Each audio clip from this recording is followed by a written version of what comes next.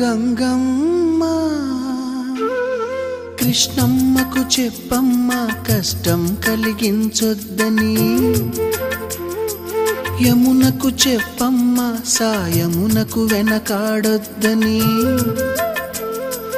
గోదారికి కావేరికి ఏటికి సెలయేటికి కురిసేటి జడివానకి దూకే జలపాతానికి నీతో బుట్టులందరికీ